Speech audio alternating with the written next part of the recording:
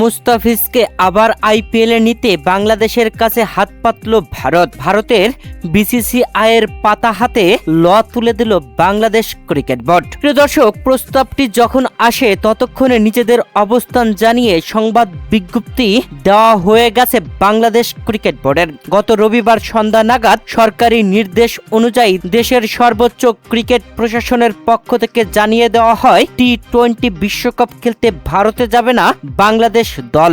আইসিসির কাছে আবেদন, বাংলাদেশের ম্যাচগুলো চাওয়া হয়েছে শ্রীলঙ্কায়। এটি নিয়ম যে একটি দল ইনিংস ঘোষণা করে দিলে আর ব্যাটিং এ ফেরা যায় না, কিন্তু এমন এক প্রস্তাব এসেছিল যেটিকে দান ছেড়ে দিয়ে আবার ব্যাটিং এ ফেরার সঙ্গেই তুলনা করে বাংলাদেশ ক্রিকেট বোর্ডের এক পরিচালক বলেছিলেন, আমরা প্রস্তাবটি গ্রহণ করলে ইনিংস ঘোষণার পর সেই ইনিংসে পুনরায় ব্যাটিং শুরু করার মতো ব্যাপার হয়ে যেত, আমরা তাই সেটি গ্রহণ করে নিই। প্রস্তাবটি যখন আসে ততক্ষণে নিজেদের অবস্থান জানিয়ে সংবাদ বিজ্ঞপ্তি দেওয়া হয়ে গেছে বাংলাদেশ ক্রিকেট বোর্ডের। দর্শক, গত রবিবার সন্ধ্যা নাগাদ সরকারি নির্দেশ অনুযায়ী দেশের সর্বোচ্চ ক্রিকেট প্রশাসনের পক্ষ থেকে জানিয়ে দেওয়া হয় টি-20 বিশ্বকাপ খেলতে ভারতে যাবে না বাংলাদেশ দল। অবশ্য এরকম ঘোষণায় যে আসতে যাচ্ছে সেটি তারও ঘন্টা দুয়েক আগে নিশ্চিত হয়ে যায় সামাজিক যোগাযোগ মাধ্যমে দেওয়া অন্তর্বর্তী সরকারের আইন ও ক্রিয়া উপদেষ্টা আসিফ নজরুলের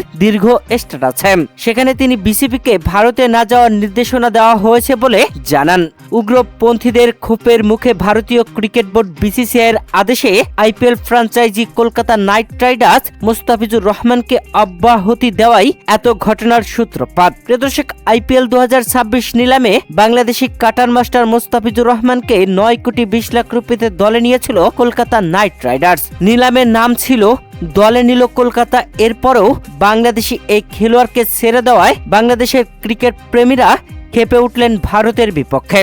এর প্রতিক্রিয়ায় বিসিবি কঠোর অবস্থানে যাওয়ার পর বিসিসিআই পরিস্থিতি স্বাভাবিক করার উদ্যোগ নিয়েছিল বলে জানিয়েছেন নাম প্রকাশে অনিচ্ছুক ওই পরিচালক। সেদিনই ভারতীয় বোর্ডের এক ঊর্ধ্বতন কর্মকর্তা ফোন করেছিলেন বিসিবির সভাপতি আমিনুল ইসলাম বুলবুলকে। মুস্তাফিজকে আইপিএলে ফিরিয়ে নেওয়া হলে বাংলাদেশ ভারতে গিয়ে টি-20 বিশ্বকাপ খেলবে কিনা ফোনে বিসিবির সভাপতির কাছে সরাসরি জানতে চাওয়া হয়, কিন্তু এমন প্রস্তাব আসার আগেই সরকারের কোর্টে বল চলে যাওয়ায় বিসিবির সভাপতির পক্ষে ইতিবাচক সাড়া দেওয়ার কোনো সুযোগ ছিল না।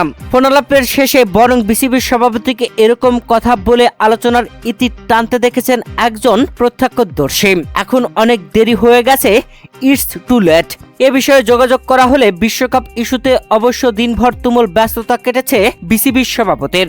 ওদিন বিকেলে আসিফ নজরুলের কার্যালয়ে সদল বলে গিয়ে বৈঠক করার পর নিজেদের অনর অবস্থানের কথাও পুনর্ব্যক্ত করেছেন তিনি। এদিকে আইপিএলের 3 দিন আগে আগামী 23 মার্চ থেকে শুরু হতে যাওয়া পাকিস্তান সুপার লিগ পিএসএলে মুস্তাফিজকে চুক্তিবদ্ধ করার ঘোষণায় উপমহাদেশীয় রাজনীতির ছাপও খুঁজে পেয়েছে অনেকে। প্রিয় দর্শক, আসন্ন পিএসএলে বাংলাদেশ থেকে 23 বাংলাদেশি ক্রিকেটার নিলামের জন্য নিবন্ধন করেছেন।